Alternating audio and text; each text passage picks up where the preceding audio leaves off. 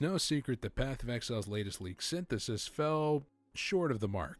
There's no shortage of comments across various platforms hailing Synthesis as the worst league since insert league here. As a brave intellectual, I actually like the league quite a bit, but that's not to say that I liked it from the very beginning. Like many leagues, Synthesis needed fine-tuning post-launch as issues became apparent.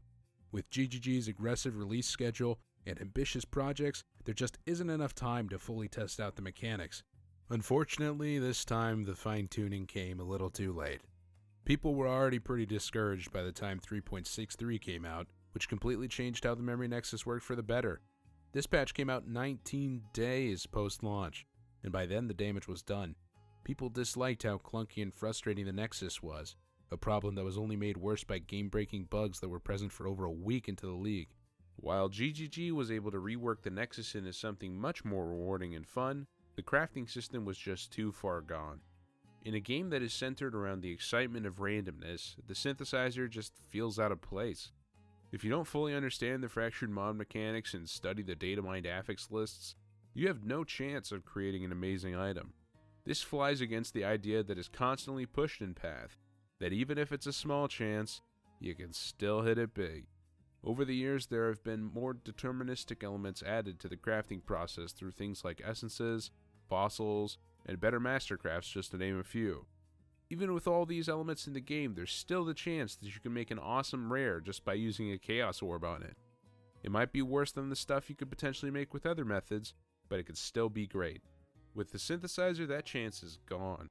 In fact, the only chance that you have when you are properly using the synthesizer is for failure. For instance, if you want to craft a weapon with killed enemies explode, dealing 3% of their life as physical damage, you make 3 items that have only light radius on them as fractured mods. Even then, you still have a 50% chance for it to just not work. Acquiring rares with fractured mods is also a hassle, and it shined a spotlight on player interaction and trading, which is one of the most controversial aspects of this game. In light of community feedback, Chris Wilson made a lengthy Reddit post that addressed concerns and explained the problems their team faced that led to Synthesis being below quality standards.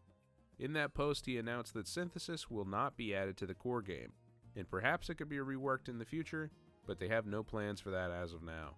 It's hard not to be disappointed when a league comes up short. The announcement of a Path League is incredibly exciting, with the trailer showing off new content and skills followed by a steady stream of information on new items and additions to the game.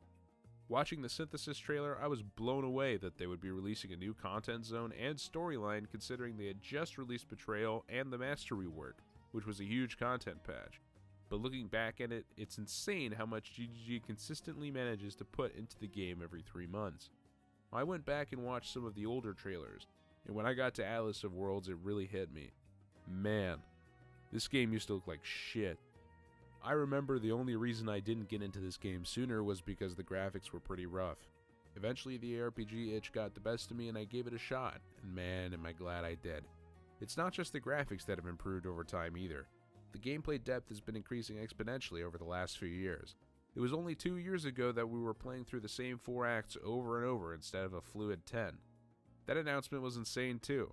I remember everyone was just expecting one new act, but as per usual, GGG went the extra mile. Kilometer. It's no coincidence that GGG's content release schedule closely aligns with an old schedule of one of the most popular online games ever. Players love to continue playing a game that is being constantly improved and updated, but sometimes that content ends up sucking and players hate it.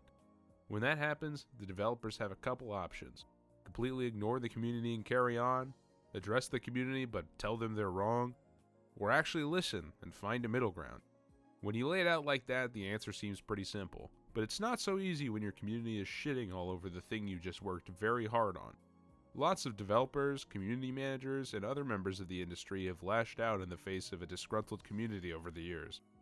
GGG's response to Synthesis really reminded me why I love Path so much. Chris's post laid out the facts and didn't try to dodge the blame. He agreed with the community that their product was below standard and explained exactly why that happened and how they will work to avoid it happening again. With the amount of effort that was put into Synthesis, I think it's pretty clear that it was going to initially be a core part of the game, but in the face of community backlash, GGG stepped back and decided against it.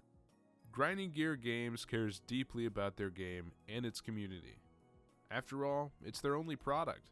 If this one goes to shit, they've got nothing to fall back on, unlike some companies that are more than willing to cut the dead weight instead of bringing it up to snuff. It's the developer's commitment to this game that makes it great.